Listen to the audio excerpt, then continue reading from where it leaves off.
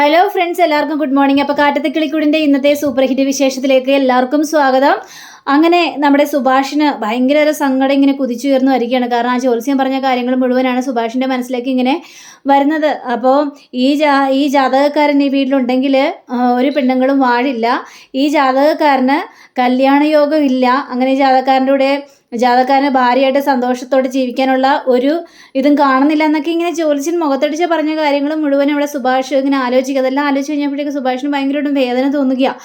എങ്ങനെയെങ്കിലും ഈ വീട്ടിൽ നിന്ന് പോകണം, തൻ്റെ അനിയന്മാർക്കെങ്കിലും നല്ലൊരു ജീവിതം കിട്ടണം, താൻ കാരണം അവർക്കൊരു ബുദ്ധിമുട്ടുണ്ടാകാനായിട്ട് പാടില്ല എന്നൊക്കെ ചിന്തിച്ച് നമ്മുടെ സുഭാഷ് നേരെ ഹാളിലേക്ക് ചെല്ലുക. അപ്പോൾ എല്ലാവരും അവിടെ ഇരിക്കുന്നുണ്ടായിരുന്നു. അപ്പോൾ സുഭാഷിനെ കണ്ടു കഴിഞ്ഞപ്പോഴേക്കും എന്താ പറ്റിയത്, മുഖമല്ലാതിരിക്കുന്നുണ്ടല്ലോ എന്നൊക്കെ ചോദിച്ചപ്പോഴേക്കും ഇവിടെ ഞാൻ ജ്യോത്സ്യം പറഞ്ഞ കാര്യങ്ങളെക്കുറിച്ച് ആലോചിക്കുകയായിരുന്നു. എൻ്റെ പൊന്നേട്ടാ ഒന്ന് വിട്ടില്ലേ, അതൊക്കെ വിട്ടേര്. ആ ജ്യോത്സ്യൻ എന്തൊക്കെയോ കള്ളത്തട്ടിപ്പൊക്കെ പറഞ്ഞ് നമ്മളോട് ഇങ്ങനെ ഓരോ കാര്യങ്ങളും പറയുന്നത് അയാൾക്ക് പിടിച്ചു നിൽക്കണം. അയാൾ കള്ളത്തരം തന്നെ പറഞ്ഞെന്നാണ് എൻ്റെ വിശ്വാസം. അല്ലാണ്ട് എൻ്റെ സുഭാഷ് ചേട്ടൻ അങ്ങനെ യാതൊരു കുഴപ്പവും ഇല്ല. അതൊക്കെ സുഭാഷ് ചേട്ടൻ വിട്ടേന്ന് പറഞ്ഞപ്പോഴേക്കും ഇല്ലടാ, അയാൾ അങ്ങനെ ചുമ്മാ പറഞ്ഞതല്ല, അയാൾ തീർച്ചയായിട്ടും പറഞ്ഞതാ. ഓരോ അനുഭവങ്ങളും വെച്ചൊക്കെ ആലോചിച്ച് നോക്കുമ്പോൾ എനിക്കത് തന്നെയാണ് മനസ്സിലേക്ക് ഓടി വരുന്നത്. നീ ഒന്ന് ആലോചിച്ച് നോക്കിക്കണ്ടേ, അമ്മ പോയി, അച്ഛൻ രണ്ടാമത് കിട്ടിക്കൊണ്ടുവന്ന പെണ്ണ് ഇവിടെ ഇരുന്നില്ല, പിന്നെ എന്തൊക്കെയാ സംഭവിക്കുന്നത് നീ ഒന്ന് ആലോചിച്ച് നോക്ക്. അപ്പോഴേക്ക് നിധിയാണെങ്കിൽ എൻ്റെ സുഭാഷ് ചേട്ടാ, അപ്പം ഞാനില്ലേ ഇവിടെ, സുധീഷ് അതെ നിധിയില്ലേ ഇവിടെ, ഒന്ന് ആലോചിച്ച് നോക്കിക്കണ്ടേ. ഇല്ല, നിങ്ങൾ എന്തൊക്കെ പറഞ്ഞാലും ഞാനൊന്നും സമ്മതിക്കില്ല. നിധിയെ കല്യാണം കഴിച്ചത് അതൊരു കള്ളക്കല്യാണമായിരുന്നല്ലേ നിങ്ങൾ പറഞ്ഞത്.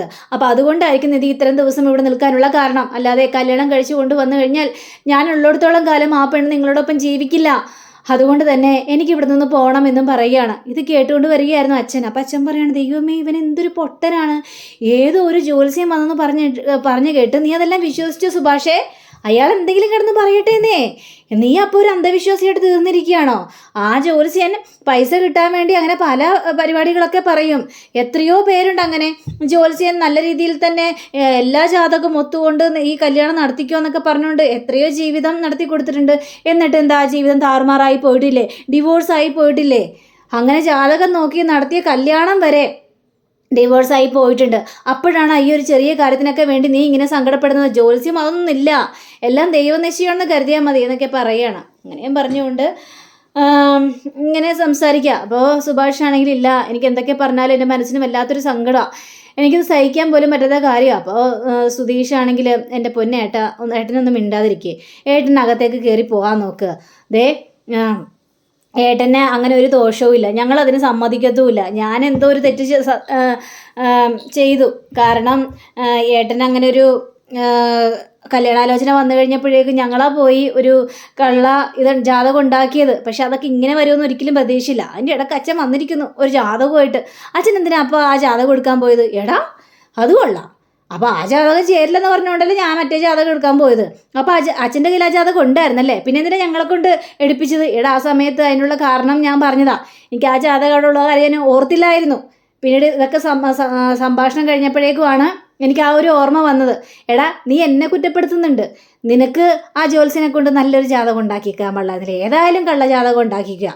ആ സമയത്ത് എല്ലാത്തിനും 10ൽ 10 പൊരുത്തമാവുന്ന ജാതകം ഉണ്ടാക്കിയാൽ പോരായിരുന്നില്ലേ? എന്നിട്ട് അവൻ എന്നെ കുറ്റം പറയുന്നു. ഇപ്പം ഞാനല്ലാതിനും കുറ്റവാളി, നീ ഒന്ന് പോടാ എന്നും പറഞ്ഞുകൊണ്ട് അച്ഛൻ പോവാണ്. അപ്പോൾ സുഭാഷ് ചേട്ടനെ എല്ലാവരും കൂടി കിടന്ന് ആശ്വസിപ്പിക്കുകയാണ്. ചേട്ടാ അതൊന്നും ചിന്തിക്കരുത് കേട്ടോ, ഇവിടെ ആർക്കും ഒരു കുഴപ്പവും സംഭവിക്കാനായിട്ട് പോകുന്നില്ല. എന്നാലും നീ ഒന്ന് ചിന്തിച്ച് നോക്കിയേ, അവരൊക്കെ അങ്ങനെ പറഞ്ഞില്ലേ? ആരെന്ത് പറഞ്ഞു? സുഭാഷേട്ടൻ കയറി പോയിക്കണ്ടേ? അങ്ങനെ സുഭാഷ് ആണെങ്കിൽ കയറി പോവുകയും ചെയ്തു. പോയി കഴിഞ്ഞപ്പോഴേക്കും നിധിക്കാണെങ്കിൽ ഭയങ്കര ഒരു സങ്കടമുണ്ട്. അപ്പം നിധി ഇവരോടൊക്കെ പറയുകയാണ്, ഏട്ടനെ സൂക്ഷിക്കണം കേട്ടോ, കാരണം ഏട്ടൻ്റെ മനസ്സിൽ വല്ലാത്തൊരു സങ്കടം കടന്നുകൂടി വന്നിരിക്കുകയാണ്. ദൈവമേ, നമ്മൾ അങ്ങനെ ഒരു ജാതകം ഉണ്ടാക്കാൻ പോവണ്ടായിരുന്നു. ഇവരൊക്കെ ഇങ്ങനൊരു അന്ധവിശ്വാസികളാണെന്ന് ആർക്കറിയായിരുന്നു? ആ കാറിൽ നിന്ന് ഇറങ്ങാതിരുന്നപ്പോൾ തന്നെ അവരെ പറഞ്ഞയച്ചാൽ മതിയായിരുന്നു. ഇതൊക്കെ ഇങ്ങനെ വന്ന് ചേരുമെന്ന് ഒരിക്കലും പ്രതീക്ഷയില്ല. ആ ജ്യോത്സ്യനാണെങ്കിൽ സുഭാഷ് ഏട്ടൻ നോക്കി നിൽക്കുകയാണ് ഈ കാര്യങ്ങളെല്ലാം പറഞ്ഞത്. പാവത്തിൻ്റെ മനസ്സ് ഒരുപാട് വേദനിച്ചിട്ടുണ്ടെന്നും പറയാം. അന്ന് രാത്രിയായി കഴിഞ്ഞപ്പോഴേക്കും നമ്മുടെ അച്ഛൻ പുറത്തങ്ങനെ ഇരുന്ന് റേഡിയോ ഇങ്ങനെ ശരിയാക്കിക്കൊണ്ടിരിക്കുകയാണ്. ആ സമയത്ത് നിധി വന്ന്, അല്ല നിങ്ങൾക്ക് എങ്ങനെ ഇതൊക്കെ സാധിക്കുന്നു? ഞാൻ റേഡിയോ നന്നാക്കണത് കൊണ്ടാണ് അങ്ങനെയൊക്കെ ചോദിച്ചത്. ഈ കുടുംബത്തിൽ ഇത്രയും പ്രശ്നമുണ്ടായി, എന്നിട്ട് ഒന്നും നടന്നിട്ടില്ല എന്ന മട്ടിലാണല്ലോ നിങ്ങൾ ഇരിക്കുന്നത്, നിങ്ങൾക്ക് എങ്ങനെ ഇതൊക്കെ തോന്നുന്നു എന്ന് പറയാണ്. അത് ശരി, എനിക്കെന്താ, നിങ്ങൾ ഒരേ പ്രശ്നങ്ങൾ വലിച്ചു കൂട്ടി വെച്ചിരിക്കുകയല്ലേ. ചുമ്മാ ആവശ്യമില്ലാത്ത കാര്യത്തിനൊക്കെ ടെൻഷൻ അടിച്ച് ഓരോ വഴിക്ക് ഇങ്ങനെ നടക്കും എന്ന് വിചാരിച്ച് എനിക്ക് എൻ്റെതായ ഇഷ്ടങ്ങൾ നോക്കണ്ടേ, എൻ്റെ സന്തോഷത്തിന് വേണ്ടി എനിക്ക് നടക്കണ്ടേ? ഇതെന്തൊരു ഇതാണെന്നൊക്കെ ചോദിച്ചപ്പോഴേക്കും, അല്ല നിങ്ങൾക്ക് സുഭാഷ് ഏട്ടനെ ഒന്ന് ആശ്വസിപ്പിക്കായിരുന്നു. അങ്ങനെയൊന്നും ഇല്ലടാ എന്നൊക്കെ പറഞ്ഞ് ആശ്വസിപ്പിക്കാനായിട്ട് പോകാറുന്നല്ലോ. നിങ്ങൾ ഇവിടുത്തെ കുടുംബനാഥനല്ലേ എന്നൊക്കെ പറയാം. കഴിഞ്ഞപ്പോഴേക്കും, നിനക്കിപ്പോൾ എന്താ വേണ്ടത് കൊച്ചേ, നിനക്ക് ഉറക്കമൊന്നുമില്ലേ? സുഭാഷ് ഏട്ടനെ കുറിച്ച് ആലോചിച്ചിട്ട് എനിക്ക് ഭയങ്കര സങ്കടമാണ്. ഞാൻ ചോദിച്ചതിനുള്ള മറുപടി അല്ലല്ലോ പറയുന്നത്. നിനക്ക് ഉറക്കമൊന്നുമില്ലെന്ന് ഞാൻ ചോദിച്ചത്. സുഭാഷിൻ്റെ മനസ്സ് വേദനിച്ചാൽ നിനക്കെന്താ കുഴപ്പം? നിനക്ക് പോയി കിടന്നുറങ്ങാൻ പാടില്ലേ? നീ എന്തിനാ അവൻ്റെ കാര്യത്തിൽ കൂടുതൽ കയറി ഇടപെടാനായിട്ട് നിൽക്കുന്നത് എന്ന് ഇങ്ങനെ കിടന്ന് ചൂടായി സംസാരിക്കുക. നിങ്ങളോടൊന്നും പറഞ്ഞിട്ട് ഒരു കാര്യമില്ല എന്നൊക്കെ നിധിയും പറയുകയാണ്. അപ്പോൾ അതേ സുധീഷ് ഇറങ്ങി വരിക. അപ്പോൾ സുധീഷ് ഇറങ്ങി വന്ന് നിധിയുടെ അടുത്തിരിക്കുക. എന്താ നിധി, എന്താ ഇവിടെ സംസാരം? അല്ല സുധീഷേ, എനിക്കാകെ പേടി തോന്നുന്നു സുധീഷേ. കാരണം സുഭാഷേട്ടൻ്റെ മനസ്സ് ആകെ ഡള്ളായിട്ടിരിക്കുകയാണ്. ഇനി സുഭാഷേട്ടൻ ഇവിടുന്ന് പോകുമെന്നും പറയുന്നു. അതുകൊണ്ട് ഒന്ന് സൂക്ഷിക്കണം. ഇതൊക്കെ നിധിയുടെ വെറും തോന്നലാണെന്നേ. അങ്ങനെ സുഭാഷേട്ടൻ അങ്ങനെയൊന്നും ഞങ്ങളെ വിട്ടൊന്നും പോവുകയൊന്നുമില്ല. ഞങ്ങളെ വിട്ട് പോകാനായിട്ട് സുഭാഷേട്ടന് തോന്നത്തുമില്ല. അതൊക്കെ വെറും നിധിയുടെ തോന്നലാ. ഇല്ല, എൻ്റെ തോന്നലൊന്നുമല്ല. സുഭാഷേട്ടൻ്റെ മനസ്സ് അത്രയും വേദനിച്ചിട്ടുണ്ടെന്നുള്ള കാര്യം എനിക്ക് 100% ഉറപ്പാണ്. അല്ലെങ്കിൽ സുഭാഷേട്ടൻ അങ്ങനെ നമ്മളോട് വന്ന് പറയാറൊന്നുമില്ല. നിധി കണ്ടോ, ചേട്ടനൊന്നും സംഭവിക്കാൻ പറ്റില്ല. ചേട്ടൻ നാളെ ആകുമ്പോഴത്തേക്കും എല്ലാ വിഷമങ്ങളെല്ലാം മറന്ന് പഴയതുപോലെ തന്നെ ആകും. ഇതേ സംഭവിക്കാനായിട്ട് പോകുന്നുള്ളൂ. അതൊക്കെ പതിയെ പതിയെ മറന്നോളന്നേ. പല എന്തെല്ലാം സങ്കടങ്ങൾ ഉണ്ടായിട്ടുണ്ട്.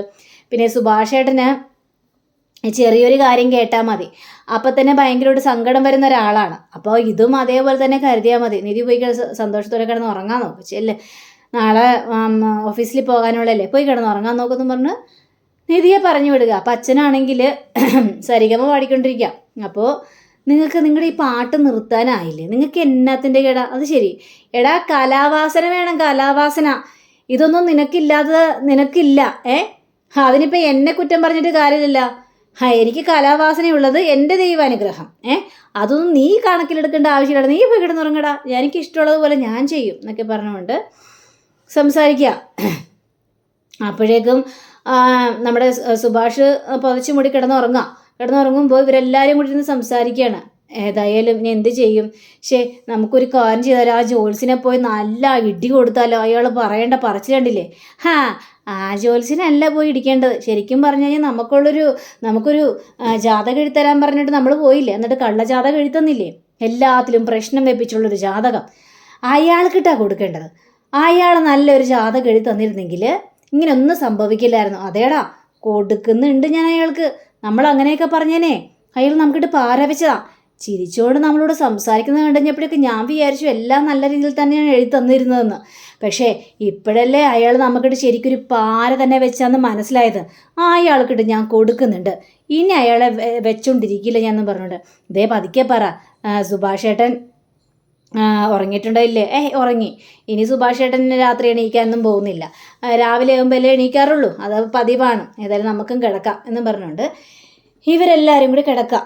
അവരെല്ലാവരും കിടന്നു കഴിഞ്ഞപ്പോഴേക്കും സുഭാഷ് അവിടെ ഉറങ്ങിയിട്ടുണ്ടായിരുന്നില്ല. അപ്പോൾ സുഭാഷ് തൻ്റെ ബെഡ്ഷീറ്റ് എടുത്ത് മാറ്റി അവരെയൊക്കെ നോക്കുക. സങ്കടം കൊണ്ട് സഹിക്കാൻ പറ്റുന്നില്ല. സുഭാഷ് അവിടെ നിന്ന് എണീറ്റ് പോയി നേരെ റൂമിലേക്ക് ഇരുന്നിട്ട് ഒരു ലെറ്റർ എഴുതി വെച്ചിട്ട് അപ്പം തന്നെ ഇറങ്ങി പോവുകയും ചെയ്യുകയാണ്. പിറ്റേ ദിവസം രാവിലെ ആയപ്പോൾ തന്നെ നമ്മുടെ നിധി അടുക്കളയിൽ കയറി ചായയൊക്കെ ഉണ്ടാക്കുക. അപ്പോൾ ഒരു നല്ലൊരു പാത്രം ഇല്ലാത്തതുകൊണ്ട് ഭയങ്കര അരിശത്തോടെ നിൽക്കുക. നികേഷ് വന്നിട്ട് എന്താ എടുത്തി ഭയങ്കര കലിപ്പിലാണല്ലോ, പിന്നെ എങ്ങനെ ദേഷ്യം വരാതിരിക്കും? നോക്കിക്കണ്ടേ, ഈ അടുക്കളയിൽ ഒരു നല്ലൊരു പാത്രം പോലും ഇല്ല. സുഭാഷ് ഏട്ടൻ എങ്ങനെയാണ് ഇവിടെയൊക്കെ കൈകാര്യം ചെയ്തത്? എന്നിട്ട് നിങ്ങൾ ഇതൊന്നും അന്വേഷിക്കാറുണ്ടോ? അപ്പം നിങ്ങൾ സുഭാഷ് ഏട്ടാ ഭക്ഷണം റെഡിയായോ, ചായ റെഡിയായോ എന്ന് ചോദിക്കും. സുഭാഷ് ഏട്ടനാണെങ്കിൽ ചായയും ഭക്ഷണമൊക്കെ റെഡിയാക്കി നിങ്ങളുടെ മുന്നിൽ കൊണ്ടുവരും. അപ്പോൾ അതെങ്ങനെ ചെയ്യുന്നു, ഏത് രീതിയിൽ ചെയ്യുന്നു എന്ന് പോലും നിങ്ങൾ ചിന്തിക്കാറില്ല. പാവം സുഭാഷ് ഏട്ടൻ ഈ അടുക്കളയിൽ കിടന്ന് എന്തോരം കഷ്ടപ്പെട്ട്. ഏതായാലും എനിക്ക് സാലറി കിട്ടട്ടെ, ഞാൻ നല്ലൊരു കുറേ പാത്രമൊക്കെ മേടിക്കുന്നുണ്ട്.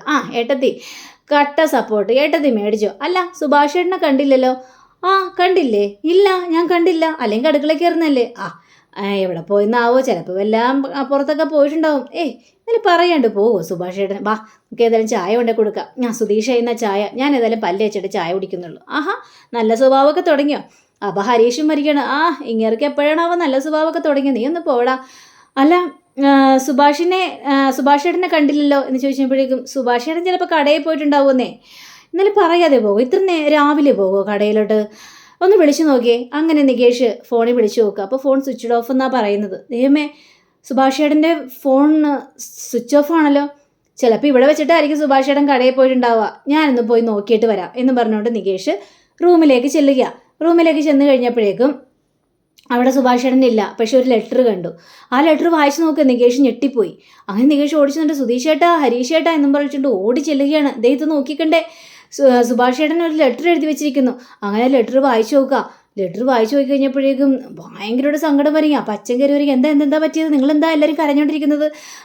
അത് പിന്നെ സുഭാഷ് ചേട്ടൻ ഇവിടെ നിന്ന് ഇറങ്ങിപ്പോകേ, എങ്ങോട്ട് ഇറങ്ങിപ്പോവാൻ, ദേ ഈ ലെറ്റർ എഴുതി വെച്ചിട്ട് ഇറങ്ങിപ്പോയതെന്ന് പറഞ്ഞുകൊണ്ട് അച്ഛൻ്റെ കയ്യിലേക്ക് ആ ലെറ്റർ കൊടുക്കുക. അപ്പം അച്ഛനും അത് വായിക്കുകയാണ്. എൻ്റെ പ്രിയപ്പെട്ട അനിയന്മാർക്കും എൻ്റെ അനിയത്തിയായ നിധിക്കും വേണ്ടിയാണ് ഞാൻ ഈ എഴുതുന്നത്.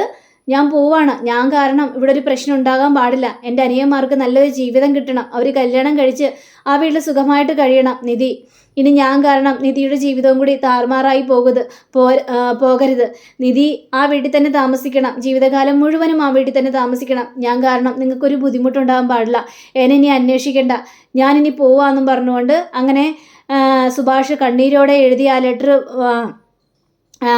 എഴുതിയ ലെറ്റർ അവിടെ ക്ലോസ് ആക്കുകയാണ്. ഇവരൊക്കെ ഭയങ്കര കരച്ചില്ല. അപ്പം നിധി പറയുകയാണ്, ഞാൻ പറഞ്ഞല്ല അപ്പോഴേ സുഭാഷ് ഏട്ടനെ നോക്കണം, എന്തോ ഒരു പന്തികേടുണ്ടെന്ന് ഞാൻ അപ്പോഴേ പറഞ്ഞല്ലേ, എന്നിട്ട് നിങ്ങളൊന്നും നോക്കിയില്ലല്ലോ.